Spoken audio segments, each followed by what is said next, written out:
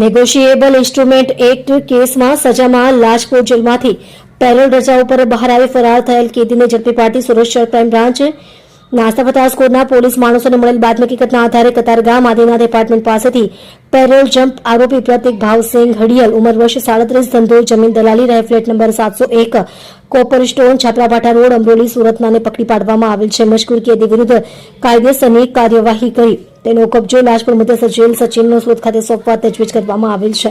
મજકૂર કેદીને sessions case number 13,446/2017 the negotiable act 138 મુજબના કામે ₹87 લાખના ચેક બાઉન્સના કેસમાં નામદાર બીજા એડિશનલ સિનિયર સિવિલ અને જ્યુડિશિયલ મેજિસ્ટ્રેટ શ્રી સુરત નાઓ દ્વારા તારીખ 2/9/2020ના રોજ 1 વર્ષ કેદની સજા અને ₹1,60,000 બદલ ₹3 માસની કેદની સજા કરવામાં આવી હતી, જેથી તે લાજપોર મધ્યસ્થ જેલ સચિન ખાતે કેદ હતો.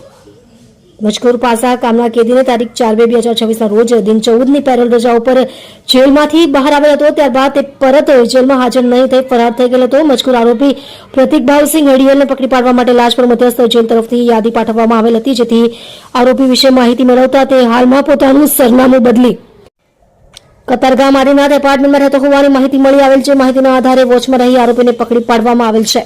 મજકૂર આરોપીનો કબજો લાજપોર મધ્યસ્થ જેલ ખાતે સોંપવા તજવીજ કરેલ છે.